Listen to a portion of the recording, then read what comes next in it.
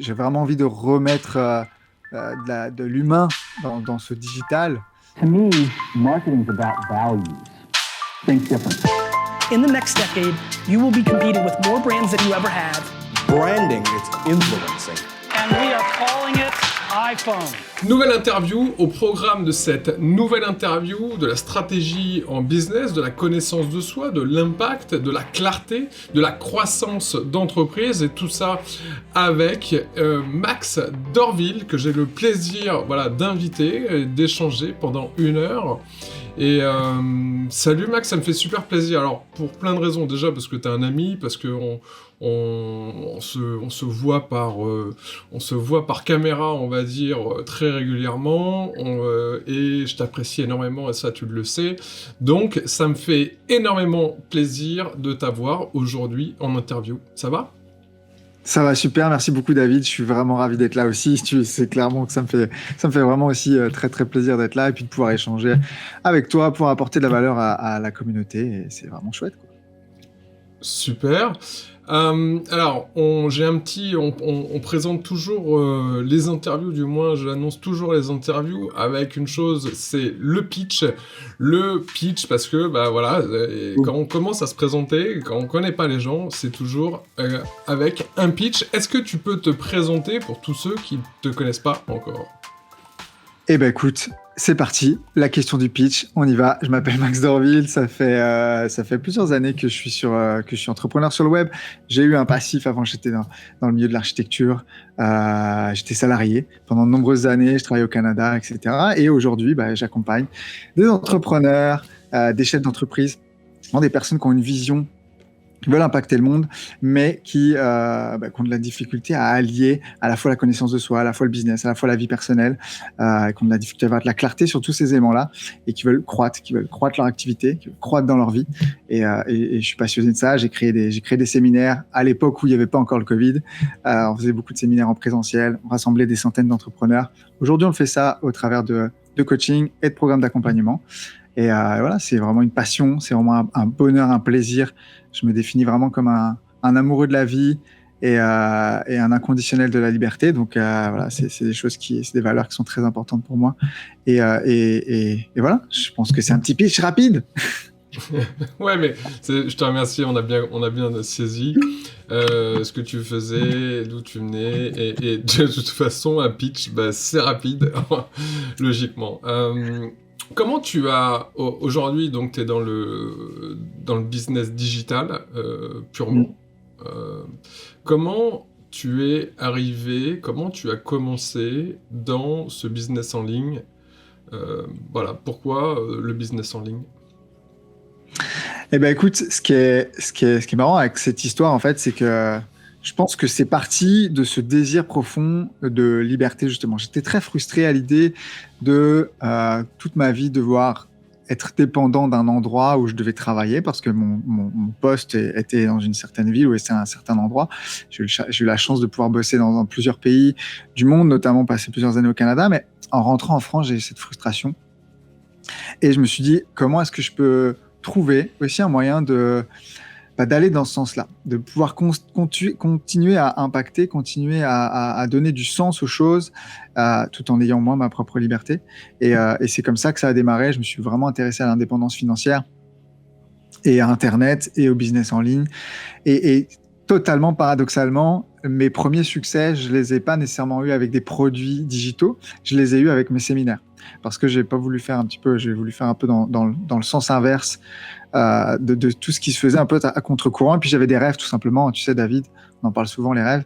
Et le mien, c'était de créer des séminaires impactants, identitaires, et surtout qui pouvaient rassembler des centaines de personnes, et que je puisse communiquer mon message d'un coup.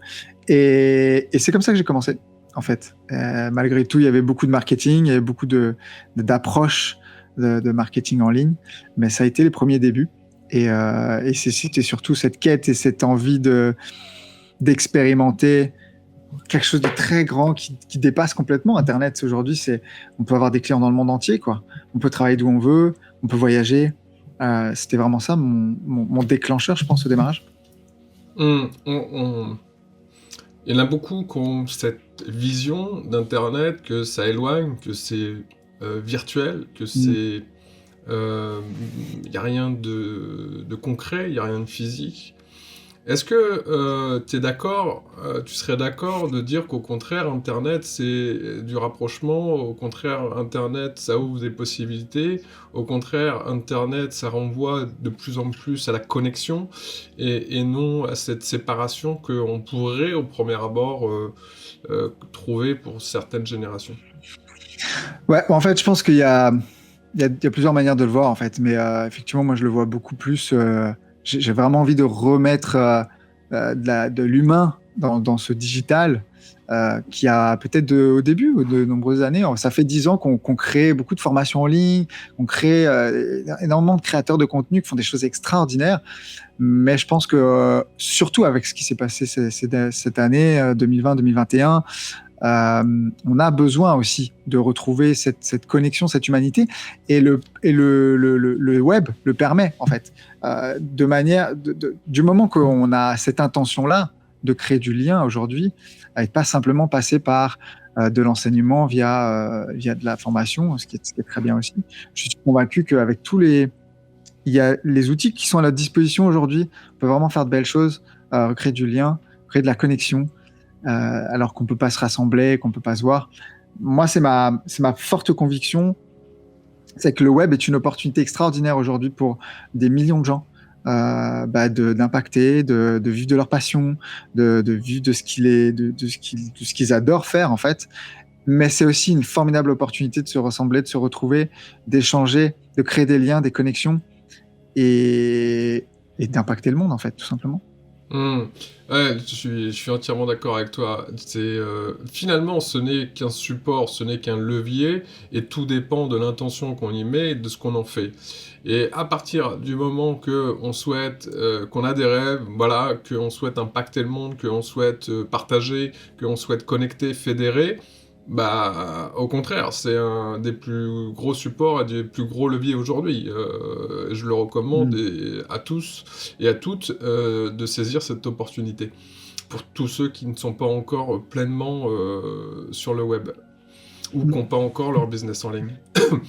Tu nous as indiqué que, ok, tu as commencé il y a quelques années à passer au business en ligne, que tes produits n'étaient pas... tes premiers produits, justement, quand tu es passé, n'étaient pas digitaux, mais plutôt physiques, et que tu as commencé avec des webinaires. Pas des webinaires, pardon, des séminaires. Des séminaires. Ouais. Tu as commencé avec des séminaires. Logiquement, alors ce que je demande souvent à mes invités, c'est comment ils ont trouvé leur premier client. Et ma question là, c'est comment tu as fait quand tu es arrivé? Est-ce que tu peux nous expliquer un petit peu ton parcours et pourquoi tu as fait ce que tu as fait quand justement tu es arrivé dans le business en ligne?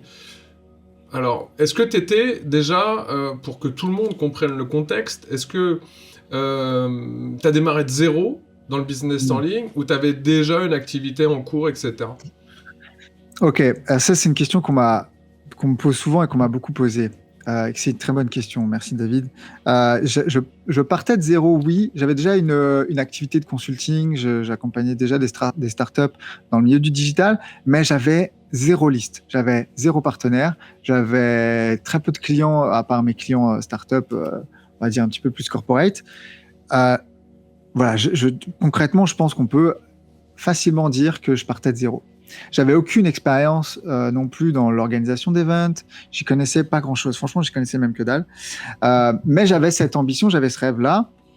Et du moment où j'ai pris la décision de dire « fuck it, on y va », les choses ont commencé à se mettre en place. Un premier partenaire qui en amène un deuxième.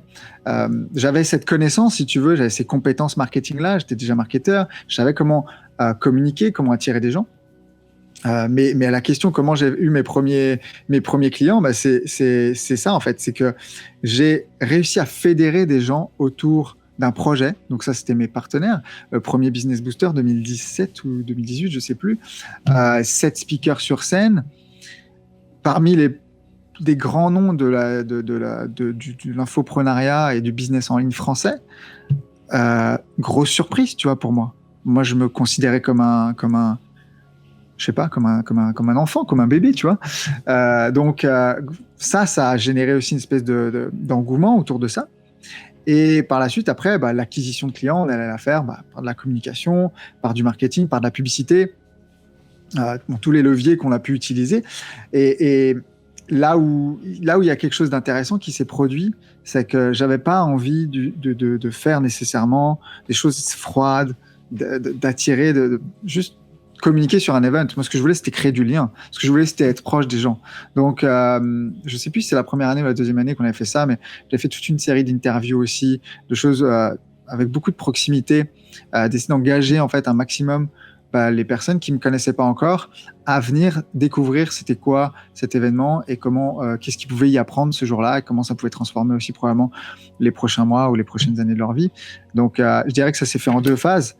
Il y a la phase, et ça c'est une question, on m'a dit toujours, mais comment tu as fait pour approcher des gens qui soit répondent jamais aux emails, soit ils sont tellement occupés, soit ils ont plein de choses à faire parce qu'ils ont des gros business. C'est une très bonne question. Je pense que je sais pas vraiment, des fois je me demande comment j'ai fait. Je pense que c'est aussi une question de personnalité en fait, d'humanité, et j'ai jamais voulu venir prendre quelque chose de quelqu'un. J'ai toujours essayé de dire comment je peux t'aider, comment est-ce que je peux apporter quelque chose. Et ça, je le dis toujours, lorsqu'on veut organiser des séminaires en ligne aujourd'hui, des events, des sommets, des défis, etc., et qu'on veut faire venir des gens, n'essayons pas de prendre des choses à ces gens-là, ils ont déjà pas beaucoup de temps. Comment est-ce qu'on peut les aider? Et moi, c'est toujours ma philosophie en fait. Donc j'avais déjà essayé de dire à ces gens, ok, je comprends, ça va pas changer ta life de venir sur ma scène, mais est-ce qu'il y a quelque chose que je peux faire pour toi? Et ça a vraiment, ça a été un game changer. Et puis en fait, après, tu sais comment ça se passe. Quand il y en a un qui a dit oui, un deuxième, un troisième, tout le monde se connaît. Ça fait de la preuve, de la référence, et du coup, les choses se mettent en place. C'est assez incroyable la première année comme les choses ont été fluides, parce que ça s'est passé, ça s'est fait au fur et à mesure. Vraiment, du moment où on avait pris la décision que les choses allaient se faire, ça s'est déroulé. Donc voilà, si ça répond à la question. Quand combien de temps déjà pour faire le séminaire et combien de temps pour communiquer sur le séminaire? Et la dernière question, combien de participants à ce séminaire? Alors, c'était à peu près la première année, c'était 6 mois de travail. Je pense de décembre à avril, ça avait lieu chaque année en avril. 6 mois de travail parce qu'on partait de zéro, parce qu'il fallait tout construire, les process, découvrir une toute nouvelle manière de faire. Je pense qu'aujourd'hui, qu'on veuille faire un séminaire en ligne, un séminaire en présentiel, une nouvelle formation, peu importe quand on démarre, quand on commence, il y a toujours une phase d'apprentissage. Donc après, et puis je pense que les ouvertures des ventes, on a dû faire ça pendant 1 mois et demi, peut-être 2, je sais plus, c'était peut-être 2 mois ou 1 mois et demi. Donc là, grosse campagne marketing, communication, on avait sélectionné Instagram et Facebook, je crois, et de la publicité. Et résultat des courses, 150 personnes la première année en partant de zéro dans une salle, c'est plutôt pas mal. Et du bénéfice, c'est-à-dire qu'on n'a pas perdu de l'argent, on a même gagné un petit peu. Moi, ce qui m'intéresse là-dedans, c'est de dire, ok, tu peux dire avec combien de capital tu as lancé ce premier séminaire? Alors, je crois que la première année, bonne question. Peut-être autour des 20K, peut-être 20 000. D'accord. Alors, c'est le coût du séminaire ou c'est 2 choses différentes? C'est le coût. Alors, ma question, elle est très précise. Avec combien de capital tu as lancé le séminaire? Quand tu t'es dit, ok, je vais lancer... Alors, t'es connu de personne, tu vois ce que je veux dire? Tu t'es dit, ok, je vais me faire connaître dans cet univers. Et je trouve que c'est intéressant, c'est que beaucoup vont dire, ok, on va créer du contenu, d'autres vont dire ceci. Toi, tu t'es dit, je vais créer un séminaire, alors que dans la croyance de beaucoup de monde, pour être conférencier, il faut être un super expert, il faut avoir une expertise de 30 ans. C'est là où je veux faire comprendre, parce que j'ai été moi-même comme ça, c'est-à-dire me dire, non, je peux pas être conférencier à 25 ans, à 30 ans, parce que je n'ai pas les compétences, j'ai pas ceci, j'ai pas cela, le syndrome de l'imposteur. Et toi, tu t'es dit au contraire, je vais utiliser le séminaire comme un levier de visibilité et affectif. Et pour ça, génial. Maintenant, est-ce que tu l'as payé grâce à des préventes, et c'est normal, Ok. ou est-ce que tu avais un capital de départ? Alors déjà, très bon point. La stratégie qu'il y avait derrière ça, il y avait effectivement une grosse envie, un rêve d'enfant, une flamme, un truc énorme qui me disait, OK, c'est la direction vers laquelle je dois aller, premièrement. Mais la stratégie derrière ça, c'était de gagner du temps, c'était d'accélérer. C'était en très peu de temps de faire un espèce de boom un peu sur un petit marché qui fait parler de soi et du coup qui installe une crédibilité. Parce que quand on voit des gens sur scène, tout de suite, il se passe quelque chose. La deuxième chose, c'est que je crois que j'avais investi, j'avais pas fait de prévente. Et même si j'ai payé des choses par la suite, j'avais un budget de 15 000. J'avais 15 000 où j'ai dit, je mets 15 000, quoi qu'il arrive, j'en ai rien à foutre, on verra. Je ne cache absolument pas que j'ai pleuré, que j'ai voulu arrêter 50 fois, que j'ai une énorme chance d'avoir une famille et des parents qui étaient qui m'ont beaucoup supporté, qui m'ont aidé. Et à qui j'ai dit 50 fois laisse tomber quoi. En fait. Mais finalement est-ce que je préférais prendre le risque de effectivement perdre une somme d'argent qu'on peut qualifier d'importante, pas importante, c'est pas le sujet, ou me dire dans 10 ans je l'ai pas fait et je rêvais de le faire et j'aurais pu le faire. Enfin, c'était un peu ma réflexion à ce moment-là, je pense. Je démarrais, j'avais pas le niveau de conscience que je peux peut-être avoir maintenant, mais en tout cas c'était ça. Et puis voilà, pour le budget, je pense que c'est vraiment Non, mais je suis parti en me disant j'investis. J'investis dans mon rêve et j'investis dans une stratégie qui est pour moi la bonne pour moi à ce moment-là.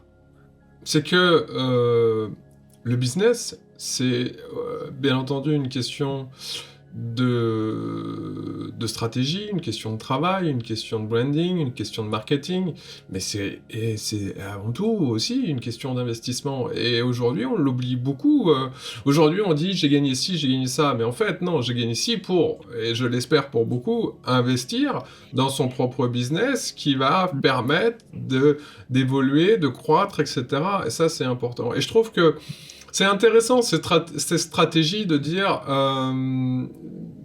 voilà, j'ai pas une énorme visibilité aujourd'hui, je suis pas trop connu, mais pour ça, tac, je vais investir tout de suite dans un séminaire, je vais inviter des personnes connues. C'est ça. Et je vais surtout délivrer de la valeur et d'aider aussi bien mes invités que ceux qui viennent au séminaire. Et je veux dire, aujourd'hui, dans un temps où, tu vois, là, on parle de séminaire, peut-être ça capte moins l'attention des gens parce qu'effectivement, en période Covid, on peut moins faire ça. Mais peu importe ce qu'on veut réaliser aujourd'hui, et si la stratégie, c'est de te dire, j'organise un sommet en ligne, j'organise quelque chose et je fais venir des personnalités, il y a ce biais de transfert de notoriété qui est très important, qui fonctionne aussi dans des interviews, comme tu fais. Et il y a aussi cette relation, alors on l'a un petit peu moins en virtuel qu'en présentiel, mais il y a ce côté énergie, en fait, d'un groupe, énergie d'un groupe de personnes présents qui créent quelque chose. Et on crée ensemble quelque chose. Et c'est ça aussi qui fait le mouvement, qui donne la dynamique et qui va faire du bruit, en fait. C'est la synergie de cet ensemble. Et c'est pas parce que aujourd'hui, oui, on est dans une crise sanitaire, que faut plus rien faire. Quand les émissions de télévision, que ça soit en live, que ça soit en enregistrement, ils sont à la base il y avait du public, ils se sont adaptés aujourd'hui, il y a des écrans, et c'est pas pour ça que c'est moins bien, c'est pas pour ça que c'est mieux, c'est juste différent, mais ils se sont adaptés. Je regardais une émission l'autre fois, Taratata en live. Bah forcément, ils ont des masques, des machins, ils sont deux dans le public. Mais ça n'enlève rien à la magie de l'intention de départ, qui est de délivrer du divertissement, du live, de la musique, des émotions pour les autres. Et ça, quand on voit aujourd'hui les interventions et les conférences, les séminaires de Tony Robbins, par exemple, où il a des milliers d'écrans, où on voit aussi les séminaires de Grant Cardone, où il a des milliers d'écrans, où il délivre de la valeur. C'est possible. Et c'est ce qui permet cette visibilité et de partager toujours et encore. Et ça, c'est clair, quoi. Et C'est le et maître il y a un mot. point, il y a un point important aussi que je voudrais partager parce que c'est ce qui nous rassemble et c'est ce qui rassemble aussi probablement ta communauté au niveau du branding et de l'image de marque, c'est que peut-être à tort, peut-être à raison, peut-être à contre-courant, j'ai tout de suite voulu donner une identité et une marque à cet événement. Et ou peu importe à tout ce que je crée, j'ai cette tendance à vouloir à anticiper la création d'une marque ou la création d'une image de marque, du moins, que ce soit du personal brand ou une image de marque. Et ça, je l'ai fait très tôt avec ce produit-là, et je l'ai fait aussi par la suite avec d'autres produits qui sont des programmes d'accompagnement aujourd'hui hybrides, en ligne, coaching. Mais j'ai cette forte, peut-être que ça vient de mes expériences nord-américaines, mais j'ai cette forte intention à chaque fois de créer quelque chose d'identifiable.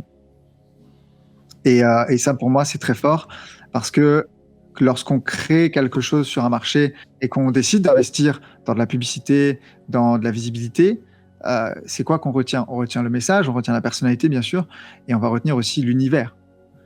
C'est ça aussi qui permet d'être identifiable. Je pense que Bien tu le sûr. dis aussi bien. Et qu'on soit aujourd'hui, je pense à des gens de ta communauté, coach, consultant, indépendant, freelance, qu'on cherche à se construire une audience, une réputation, une notoriété. Le passage par une image de marque claire, identifiable et qui partage des valeurs communes et qui va faire... On n'achète pas quelqu'un pour nécessairement son produit. Des séminaires à l'époque, il y en avait plein, tu vois. Enfin, plein, il y en avait quand même pas mal. Pourquoi les gens viennent à un endroit? Ils viennent pour se rassembler, ils viennent pour se retrouver, ils viennent parce qu'ils vont apprendre des choses intéressantes, ils viennent parce que la communication leur a parlé. Donc, c'est aussi ça que je voulais juste préciser par rapport à ce point-là.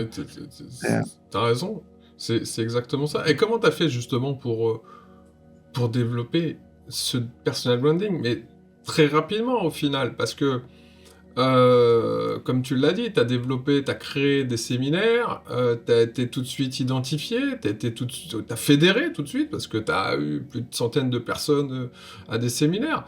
Donc il a fallu fédérer très rapidement, alors que pour beaucoup, une communauté de 200 fans, ça va prendre 6 mois, 1 an. Toi, tu l'as fait très très rapidement. Comment t'as fait pour accélérer ce développement de ta marque personnelle, marque Max Dorville? Parce que au final, c'est toi quand même qui t'as communiqué sur toi. Ouais, alors aujourd'hui, je suis un peu partagé entre l'image de marque personnelle et l'image de marque créer des marques. J'adore l'idée de créer des marques, mais comment j'ai fait? J'ai une sensibilité, enfin, j'adore le visuel. Moi, je suis un passionné je suis quelqu'un, tu sais, je suis quelqu'un qui retient les choses par le visuel. Donc, j'avais envie de créer des belles choses déjà à la base. Je pense que ça, c'était mon intention de départ, et c'est pas nécessairement comme ça qu'il faut faire ou pas comme ça qu'il faut faire. Je pense que chacun a sa sauce, et c'est ce que je défends aujourd'hui sur le web.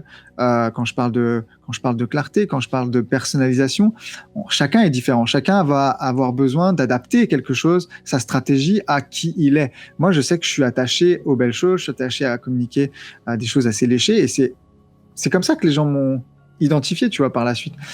Mais peut-être que quelqu'un qui en a absolument rien à faire, que lui, c'est juste, peut-être il va être identifié par son message, et que du coup, bah, ouais, il va délaisser ça de côté pendant un petit moment. Moi, je sais que c'était important, donc comment j'ai fait? Bah, je l'ai fait, tout simplement. J'ai créé ça de toutes pièces, avec les outils que j'avais du bord à l'époque. Il y avait peut-être pas encore tout ce qu'on peut avoir aujourd'hui, les Canva, les trucs qui permettent de faire des choses magnifiques en quelques minutes.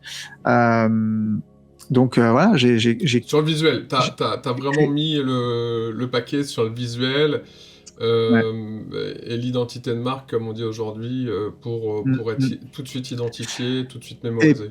Ok. Et par la suite, je suis allé travailler effectivement des choses beaucoup plus profondes sur les valeurs, la mission, l'identité, notamment avec toi d'ailleurs, qui permettent d'avoir beaucoup plus de clarté en fait sur la perception que les gens vont avoir de ce qu'on renvoie en fait.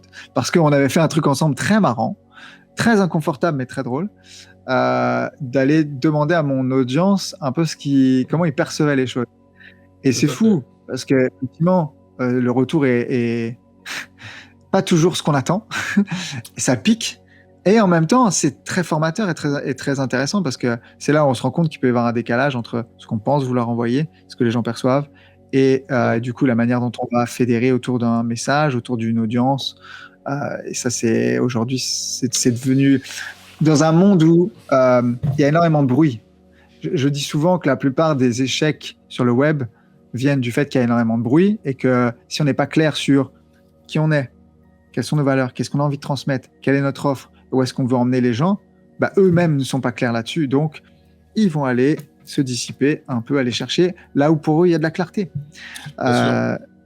Souvent, je dis en effet que le personal branding, c'est 70% de la connaissance de soi-même. C'est-à-dire, avant de dire je diffuse, c'est de savoir qui je suis. C'est important, parce que pour diffuser un bon message, pour diffuser des valeurs, des convictions, il faut savoir qui on est. C'est une identification, c'est bien de se connaître, et c'est là le gros job, en fait. Il y a une autre chose qui est importante, c'est d'être, et on en parle souvent ensemble, c'est d'être aligné avec ce qu'on fait. Voilà. Et il y a un outil que je pratique et que je propose régulièrement à mes clients, à tous ceux que j'accompagne, et que tu pratiques aussi, je le sais parce qu'on en parle souvent, voilà, c'est le développement personnel. Je sais que pour toi, le développement personnel, c'est important, mais c'est quelque chose... En effet, dans le développement, dans personal branding, il y a personnel, dans développement personnel, il y a se développer personnellement, d'une certaine manière. Je pense que ça aide dans le business, ça aide pour soi-même, ça t'aide, je pense, pour toi, mais ça aide aussi beaucoup dans le business. Comment, aujourd'hui, tu le pratiques et comment tu fais pour que ça devienne un outil au quotidien, dans ton branding et dans ton business, que ça en devienne un véritable... Oui, un outil, je pense que c'est le bon terme. Ah là, j'adore parce qu'on va commencer à rentrer dans les trucs un petit peu. Je sais, pour moi, c'est vraiment. Je me considère comme un architecte et de la stratégie, mais aussi du mindset, parce que tout ce qui va correspondre mes plus grosses poches de croissance, ou là où je suis allé chercher de la croissance cette année, c'est toujours, ça a toujours été derrière quelque chose qui me faisait peur. Et le dev perso, au sens très très large du terme, parce qu'on peut y mettre tellement de choses là-dedans, m'aide à aller expérimenter davantage qui je suis au travers de ce qui me fait le plus peur. Et je vois bien chez nos clients, je vois bien tout ce qui est théorie, marketing, tout ça, c'est disponible partout. Que vous nous regardiez aujourd'hui, on pourrait parler pendant 2h30 de comment acquérir de nouveaux clients ou des hacks et des stratégies. C'est super, c'est disponible à beaucoup d'endroits. En revanche, qu'est-ce qu'on fait de cette information? Qu'est-ce qu'on fait de ces choses-là? Qu'est-ce que je fais de tout ce que je sais aujourd'hui? Je pense que je sais pas mal de trucs, mais la vérité, c'est que parfois, on n'agit pas. Parfois, on ne va pas réaliser les choses. Et pourquoi? Parce que histoire qu'on se raconte, croyances personnelles, peur de déranger, peur d'être jugé, etc. Et ça paraît tellement... Peut-être ça peut paraître lointain pour certains qui nous regardent de la stratégie Instagram, la dernière stratégie Facebook, comment faire des vidéos qui attirent, etc. Mais c'est très lié, en fait. Enfin, en tout cas, pour moi et que pour beaucoup de gens avec qui j'échange et pour beaucoup de nos clients, c'est très lié. Parce que derrière, il y a qu'est-ce que je renvoie? Comment je vais être perçu? Qu'est-ce que les gens vont penser de moi? Donc, je me sers vraiment du développement personnel comme un outil, un vecteur de connaissance de soi, de mieux me connaître. Et si je me connais mieux, je suis capable de mieux identifier mes états, comment je me sens, comment je peux changer ça, comment je peux impacter aussi différemment, comment je peux faire pour grandir par rapport à ça. Et comment je perçois les choses que je fais qui fonctionnent pas. Je disais à l'instant, juste avant qu'on se parle, j'avais une réunion avec un de mes associés et vraiment, je décrivais ça, je racontais une histoire comme étant une paire de lunettes. Le business, ce qu'on réalise dans notre business, et les situations qu'on traverse, on ne les voit qu'au travers d'une paire de lunettes spécifique. Et nous sommes les seuls décisionnaires de décider de la manière dont on va le regarder. Et il y a plein de manières de le voir différent. On peut voir un échec comme quelque chose où on est 36 pieds en dessous, on s'est fait juger, on a complètement échoué, on a fait un lancement, il y avait 5 personnes et on avait des attentes qui étaient tellement élevées qu'on va être dans la souffrance parce que la souffrance vient de l'écart entre ce qu'on veut obtenir et ce qui est. Et en même temps, on peut aussi le voir d'une autre manière, dire qu'est-ce que j'ai appris avec ça ? Comment je vais pouvoir itérer et relancer quelque chose, relancer un produit, relancer une campagne marketing, une vidéo et m'améliorer en fait. Et un de mes coachs me dit souvent, Max, je te souhaite d'échouer plus. Parce que qui dit échouer dit mouvement. Et parce que de tous les succès, je sais que tu parles souvent de beaucoup de grands entrepreneurs. Il n'y en a aucun, Jeff Bezos, Amazon, on a Apple, on a Tesla. Il n'y en a aucun qui, à un moment donné, ne s'est pas planté, quoi, en fait, n'a pas échoué quelque chose. C'est juste qu'on voit le haut de l'iceberg, on voit que le succès. Donc, le mindset, le dev perso. Tu prends Steve Jobs, il a même été viré de sa propre entreprise. Donc c'est pour dire que, bien entendu, que c'est grâce et je pense que c'est grâce à cet échec qu'il a appris énormément et qu'aujourd'hui Apple est ce qu'il est. J'aime bien cette image de lunettes parce que, au fond, le personal branding, c'est de se connaître, comme on vient de le voir. C'est donc de se développer soi-même pour indiquer qui on est et qu'est-ce qu'on veut. Et justement, tout ça au travers d'un prisme qu'est les lunettes. Et je trouve que les lunettes, ça ramène, au final, on pourrait dire que les lunettes, ça ramène beaucoup plus de clarté. Et ça tombe bien parce que la clarté, finalement, c'est ta proposition de valeur. Aujourd'hui, c'est finalement ta proposition de valeur. C'est ton USP. Pour rappel, un USP, Unique Selling Proposition, c'est donc une proposition de valeur unique qui va créer la différence sur votre marché. Et il est important pour toi là, qui nous écoute, il est véritablement important que tu définisses ta proposition de valeur, parce que c'est ce qui va faire de toi dans un océan rouge, c'est-à-dire que si tout le monde vend par exemple du marketing ou je sais pas des outils ou des services de consulting, ce qui va faire de toi quelqu'un de différent, et donc tu vas passer d'un océan rouge à un océan bleu. Et la question souvent qu'on me pose, et que certainement tous ceux qui nous regardent se posent, c'est comment tu as trouvé cette proposition de valeur, cette USP, qui est de mettre de la clarté dans son business et du focus notamment. Cet homme est brillant, messieurs, dames. David est brillant quand il explique des choses. Merci. Comment est-ce que je m'y suis pris ? En fait, c'est venu au fil du temps. Hein. C'est des échecs, c'est des tests, c'est des essais, c'est des erreurs, c'est des échecs, c'est des succès, c'est des coachings avec mes mentors, mes coachs. Et c'est surtout, je pense, un retour de « Ok, c'est quoi mon chemin les dernières années ? Quel a été mon chemin les dernières ? Par quoi je suis passé ? Ah, là, tiens, je m'aperçois qu'il y a des moments, en fait, j'étais en manque de clarté. Quand j'étais en manque de clarté, qu'est-ce qui se passait ? Ça avait un impact sur mon énergie, ça avait un impact sur ma motivation, ça avait un impact sur l'influence que je peux avoir dans les choses et donc dans mon passage à l'action. Quand je suis en manque de clarté, quand je sens dans le brouillard, qu'est-ce qui se passe ? Voilà, j'ai du mal à passer à l'action, j'ai tendance à procrastiner. Donc, je suis allé étudier ça, en fait. Je suis allé étudier ça dans mon propre parcours et puis après, je suis allé étudier ça dans le parcours de mes clients.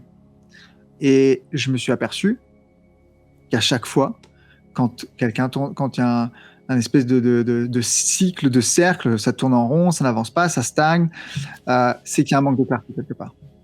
Et c'est un petit peu comme ça en fait que c'est venu. Je pense que c'est vraiment de se prendre ce moment-là pour, regarder aussi son propre chemin, le chemin de ses clients, et apporter. C'est ce qu'on disait tout à l'heure. La grande idée, quoi. La grande idée. Donc, c'est ce qu'on disait tout à l'heure, que il faut se trouver, et pour se trouver, il faut s'écouter, il faut savoir qui on est. Donc, le personal branding, c'est vraiment 70% de la connaissance de soi, et c'est au travers de cette écoute, au travers de tes problématiques, et puis des problématiques bien entendu de tes clients, que tu as trouvé une proposition de valeur qui est importante, et je vais y venir pourquoi elle est importante, importante notamment dans le branding, mais aussi dans le marketing. Mais c'est ça qui fait aujourd'hui ton unicité, c'est ça qui fait que ta différence, véritablement. C'est qu'on vient chez toi pour dire, ok, moi j'ai plein d'outils, j'ai plein de communication, j'ai une stratégie qui part dans tous les sens, mais en fait j'ai rien. Et aujourd'hui, je voudrais que ça soit clair pour moi, mais aussi surtout pour mes clients. Et pour ça, tu vas accompagner donc tes clients. Pourquoi la clarté, c'est important ? Parce que j'indique souvent que dans le branding, et aussi dans le marketing, mais surtout dans le branding, il y a 3 C. Le premier C, c'est la clarté, le deuxième, c'est la cohérence, et le troisième, la constance. Mais on voit bien qu'il faut véritablement commencer par la clarté.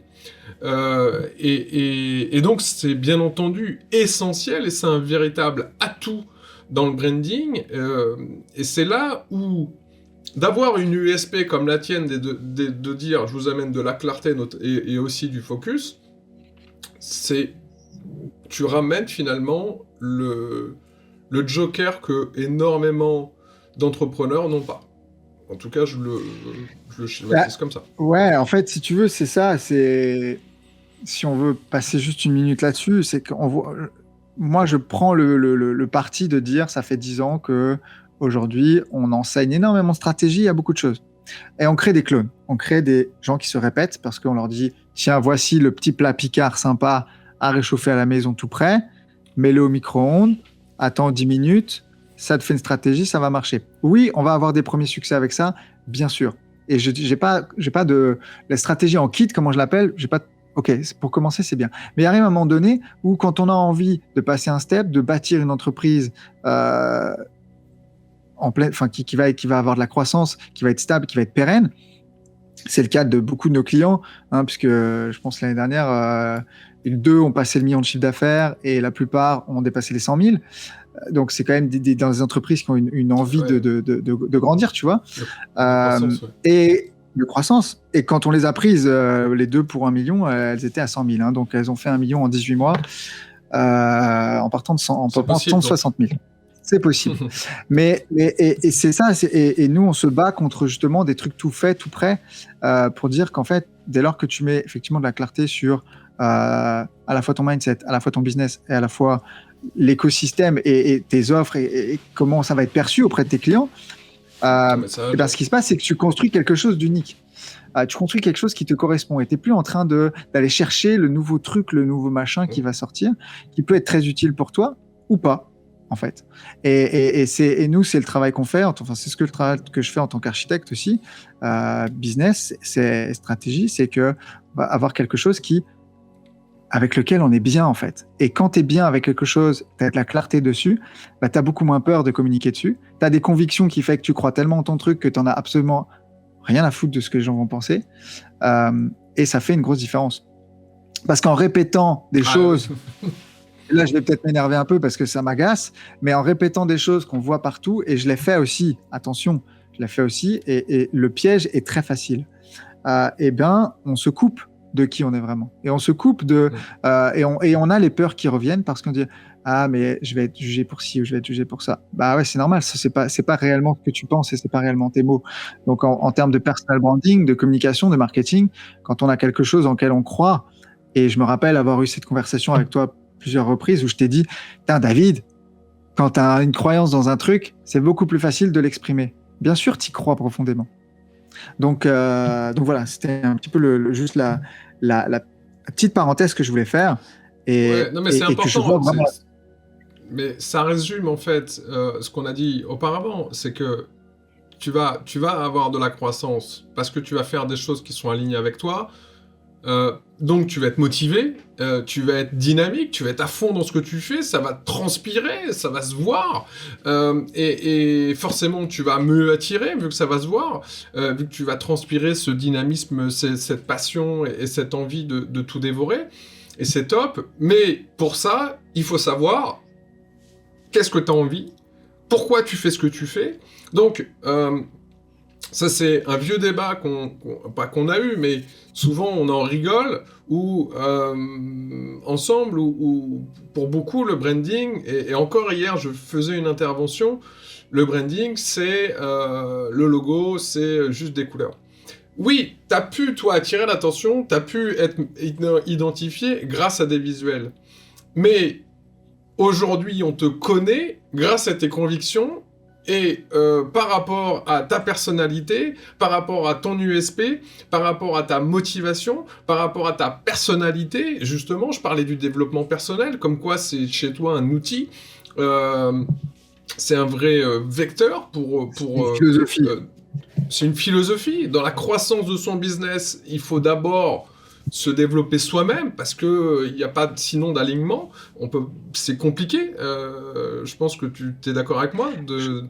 Ouais, je pense que je challengerais un peu, parce que j'avais l'idée, j'avais la croyance à un moment donné que je me disais, mais si tu te connais pas toi-même, comment veux-tu pouvoir impacter, comment veux-tu pouvoir créer? Et en fait, je suis venu challenger cette idée et je me suis dit, finalement, on apprend à se connaître soi, on apprend à se découvrir dans l'expérience de faire les choses. Et qu'en fait, on a tendance à repousser, je ferai ceci quand je me connaîtrai mieux, je ferai ceci quand j'aurai ma vision claire. Ça vient en chemin, en fait. Et j'ai beaucoup de gens qui me disent parfois, ah, mais moi, je sais pas quoi raconter, je sais pas quoi dire, j'ai pas de philosophie. Mais n'attends pas d'avoir une philosophie pour partager des choses, parce que ça viendra en chemin, ça se construit. Et on amène une idéologie, on amène une USP, on amène quelque chose en pratiquant. Et au début, ce sera pas parfait, c'est clair. Oui. Et c'est OK. Mais c'est en le faisant. Mon coach me dit ça aussi des fois, il me dit, tu ne peux pas vouloir aller taper le 100 mètres aux Jeux Olympiques sans d'abord t'être inscrit au régional et d'avoir fait tes classes, en fait, et d'avoir été qualifié. Donc, c'est pas possible d'arriver avec une philosophie, un concept, un machin tout carré, machin, c'est prêt, sans l'avoir expérimenté, sans l'avoir vécu. Enfin, sans avoir fait le chemin, en fait. Sans avoir fait le chemin, tout simplement. Et on a tendance, David, je suis en train de te bousiller ton interview, j'ai l'impression. On a tendance à vouloir aller vers quelque chose qu'on veut accomplir, un objectif de chiffre d'affaires. Je veux impacter 100 000 personnes. Et on se fixe des objectifs et c'est très bien. Mais par contre, on a tendance aussi à oublier quelle expérience je veux vivre dans le chemin, en fait. Comment je peux me rapprocher aussi de la personne que je veux devenir en vivant cette expérience. Et du coup, on change, encore une fois, on parlait de lunettes, on change la lunette, on enlève la pression du résultat de l'objectif et on se met en action. S'il n'y a pas de... Bien entendu, se connaître, c'est une chose, mais savoir où on va, en est une autre. Et dans le branding et dans le personal branding, il faut absolument savoir où on va, parce que au final, si on ne sait pas nous-mêmes où on va, on ne peut pas indiquer aux autres comment y aller.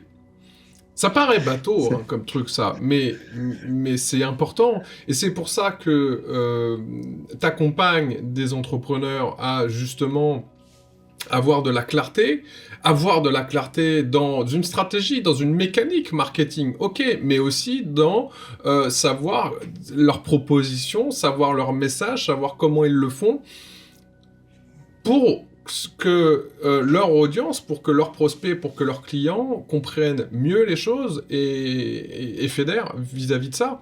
Mais pour ça, il faut, oui, à un moment, il faut se poser, il faut s'analyser, et puis il faut bien le comprendre. Et généralement, moi, il y a une chose qui m'agace un peu, c'est de dire, ok, faut passer à l'action. Oui, c'est vrai, il faut passer à l'action, je suis d'accord. Mais il y a un moment, il faut aussi se poser pour savoir qui on est, où on va, quel objectif on a, et l'écrire, etc. Et ensuite, on va passer à l'action. Parce que passer à l'action juste comme ça, sans savoir où on va, on va pas bien loin entre nous. Maintenant, si on souhaite développer son business, il va falloir se développer soi-même. Donc, on vous recommande, avec Max, on vous recommande de faire du développement personnel. Et c'est pas le développement personnel, ce n'est pas d'être un gourou ou de faire un truc un peu bizarre. C'est juste se développer soi-même, se développer dans beaucoup de choses. Ça peut être la nutrition, ça peut être le sport, ça peut être la méditation, mais c'est se développer soi-même. Voilà, je vais le résumer juste comme ça. C'est expérimenter quelque chose qui va permettre de se rapprocher un petit peu plus de qui on veut être, de se découvrir aussi. C'est se découvrir en fait. Ouais. Et tu vois, tu parles d'action. Je pense que c'est à temporiser, mais dans l'action, on se découvre aussi beaucoup. Et on apprend aussi énormément sur qui on est. Donc je pense qu'il y a effectivement ce travail en amont, de, comme tu le dis, préparatoire, de poser parfois les choses, de ralentir, d'écrire, et on y va. Et si on se trompe, on va énormément apprendre et on va recommencer. Et c'est le chemin. Et en fait, faut apprécier le chemin, pas forcément uniquement que le résultat. Super. On va arriver déjà à la fin de cette interview. Oh non. Je vais poser des questions assez rapides et un petit peu différentes par rapport à la profondeur qu'on a pu évoquer auparavant. Aujourd'hui, si on parle de branding, si on parle de marque, quelle est ta marque préférée et pourquoi ? Je vais être classique. Je crois que je vais être classique. Parce que j'ai rien que si je regarde autour de moi, je crois que j'ai au moins 6 produits Apple. Donc, j'avoue. C'est 90% des invités. Hein. C'est Apple. Le premier truc, c'est Apple. C'est fou quand même comment ils ont pu fédérer et comment ils sont rentrés dans la tête de leurs prospects, des gens. C'est impressionnant. Et surtout le côté affectif qui est lié à ça. Et alors, pourquoi Apple, toi ? Pourquoi parce que ça me simplifie la vie. En fait, je pense que ça me simplifie la vie. J'aime bien les belles choses et ce sont des beaux objets. Et il y a, au-delà de pas du genre à avoir l'impression d'être membre d'une communauté Apple ou quoi, c'est pas forcément ça, mais voilà, c'est des beaux objets, c'est facile, ça me simplifie la vie et ça me fait gagner du temps, de l'énergie. Et j'aime les produits, en fait. J'aime les beaux produits. Donc, c'est pour ces raisons-là. Et je lisais dans un bouquin qui s'appelle Story Brand, que tu connais, que je vous recommande, la raison, enfin, le turnover un peu qu'avait pris Steve Jobs en revenant de Pixar, et qu'il avait compris l'histoire derrière l'histoire, en fait, du client. Et j'ai trouvé ça très intéressant, le switch qu'ils ont fait, et de dégager de l'idée de vendre des objets matériels, en fait, et d'aller vendre le besoin de simplicité et le besoin de rapidité auprès de ses clients. Et ouais, ça a marché.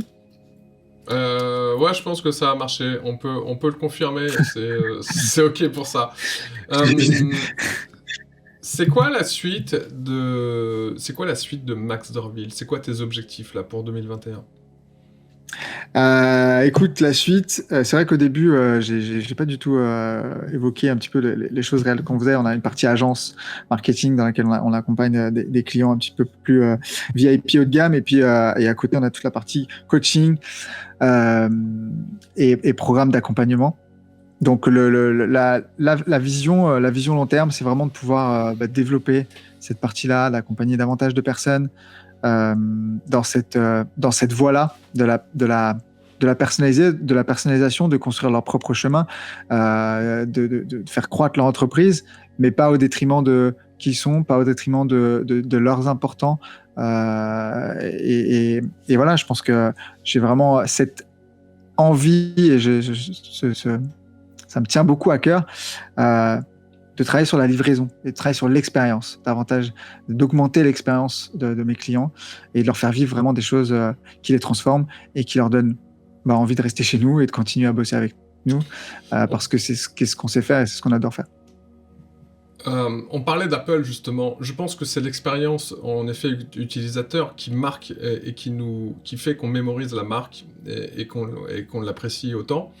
Je trouve ça important, cet objectif de dire je vais me focus sur l'expérience utilisateur et comment on va se souvenir de comment d'une part je vais transformer mes clients et comment on va se rappeler de moi et de chercher à toujours développer cette valeur-là et cette expérience-là. Je pense que c'est important. C'est trop oublié aujourd'hui. C'est-à-dire que j'ai souvent des entrepreneurs en accompagnement qui me disent mon produit, ou je veux, ou je fais comme ça. Mais en fait, à la base, c'est qu'est-ce que veulent vos clients et surtout, comment vous allez laisser une trace dans la tête de leur mémoire et comment vous allez indiquer cette expérience. Je pense que ça, c'est important et c'est top d'avoir cet objectif-là, véritablement. Bah, c'est pour ça que je me lève le matin, c'est vraiment pour à la fois kiffer, parce que nous, quand on fait vivre quelque chose à quelqu'un, que ce soit une box qui va recevoir à la maison, un cadeau, un machin, on kiffe aussi, tu vois. Donc, et c'est vraiment de pouvoir avoir un KPI de success, de success client qui est élevé et prendre du plaisir avec les gens, que les gens prennent du plaisir avec nous et qu'on prenne du plaisir avec eux et qu'ils atteignent leurs objectifs. Si tu avais un conseil à laisser à tous ceux qui nous regardent, ça serait lequel ? Wow, on a dit beaucoup de choses aujourd'hui qui me paraissent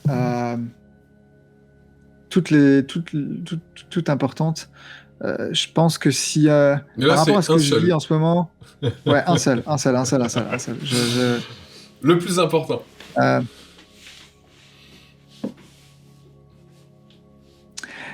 Ce serait peut-être une question, si j'ai le droit, à poser.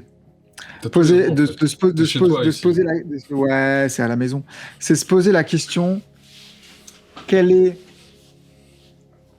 la petite action qui me fait peur, que je peux faire aujourd'hui ou cette semaine, qui me rapprocherait un petit peu plus de mon objectif. Pourquoi je pose cette question ? Parce que je me la suis posée il n'y a pas longtemps. Lorsqu'on a beaucoup de projets, lorsqu'on a beaucoup de rêves, d'ambitions, de choses qu'on veut réaliser, on a tendance parfois à se donner des fausses raisons, en fait, et à se dissiper et à aller faire des choses qui sont moins importantes. Donc, bien souvent, vous verrez que vos plus grandes croissances sont derrière les choses qui vous font le plus peur. Donc voilà, quelle est la petite action qui vous fait peur cette semaine, que vous pouvez mettre en place, que vous pouvez faire, qui va vous rapprocher de ce vers quoi vous voulez aller. Vous allez en chemin non seulement être fier d'avoir fait quelque chose, mais en plus vous allez vous découvrir et connaître peut-être quelqu'un que vous cherchez depuis très longtemps, c'est-à-dire vous. Voilà. Ouais, sortir de sa zone de confort, c'est important, je pense. 3 livres que tu conseillerais pour soi-même, donc, aussi, et pour le business. Alors, The One Thing, first. Tiens, hop, et là. Voilà. C'est celui-ci, hein. The One Thing. Qu'est-ce que j'ai lu là qui m'a bien plu ? J'en ai pas mal. Montrez votre travail. J'ai oublié l'auteur, mais j'ai le bouquin juste là. Donc, montrez votre travail Amazon, sur Amazon. Et un petit dernier, bien plus Storybrand. Ok, Storybrand qui doit être. Toi, j'ai toujours des. Voilà, qui est là. Donc, Ouais. et pourtant, on n'en a pas parlé juste auparavant. Ils sont pas là parce que je lui ai posé, ils connaissaient pas les questions. C'est tout simplement que c'est 2 livres aujourd'hui que j'ai toujours sur la main. D'une, pour les partager, parce que pour moi, c'est 2 game changers. Et de 2, c'est parce que je suis toujours la tête dans ces bouquins pour savoir, pour me remettre dedans sans arrêt. Mais vraiment sans arrêt, donc ils sont toujours à côté de moi. Et merci énormément. Max, où est-ce qu'on peut te retrouver ? Où est-ce que la communauté peut te retrouver si justement elle souhaite se refocus, elle souhaite avoir plus de clarté dans leur business et avoir une croissance, là, comme tu nous l'as dit par rapport à tes clients, une croissance de folie. Alors, c'est très simple. Vous pouvez venir m'échanger, me mettre un petit message. Moi, j'adore la conversation sur Facebook, sur WhatsApp. Sur WhatsApp, je sais pas si c'est mon numéro, mais sur Instagram, Facebook, et puis bientôt, prochainement, le futur site web maxdorville.com. Il existe déjà, vous pouvez déjà y aller, mais il y en a un tout nouveau qui va bientôt venir. Donc voilà, n'hésitez pas à venir me parler, ça me fait plaisir. Sinon, sur les réseaux sociaux, Max Dorville, Instagram, YouTube, Facebook. Et vous pouvez laisser un commentaire, une question sous cette vidéo, bien entendu, et je partagerai votre question à Max, on se voit toutes les semaines, donc je n'hésiterai pas du tout à partager votre question. N'hésitez pas à laisser un commentaire, n'hésitez pas à liker ces vidéos si vous avez appris des choses, ou du moins si vous avez pris conscience de certains points, et je pense que l'idée c'était de partager cette valeur-là, c'était de vous prendre conscience que il n'y a pas simplement que des outils, il n'y a pas simplement que des process, il y a surtout vous. C'est vous qui êtes le plus utile dans votre business. Pour ça, il faut vous connaître. Pour ça, il faut savoir où vous allez. Merci énormément pour toute cette valeur, Max. Vraiment, et je t'embrasse. Ça m'a fait super plaisir de t'interviewer, voilà, aujourd'hui. Le plaisir était partagé, j'ai vraiment adoré être là. Le temps passe trop vite, on pourrait encore débattre discuter clair. pendant un moment. Merci à toi, merci à vous qui regardez. Si vous êtes encore là, bravo, félicitations à vous. N'hésitez pas à partager la vidéo aussi peut-être à quelqu'un à qui vous avez pensé lorsque vous nous avez écouté. Ça lui fera plaisir et puis ça nous fera plaisir aussi. Merci encore David, à très bientôt pour une prochaine interview, pour une prochaine vidéo. Et prenez soin de vous. Merci beaucoup. Prenez soin de vous et construisez votre branding. Ciao, bye bye.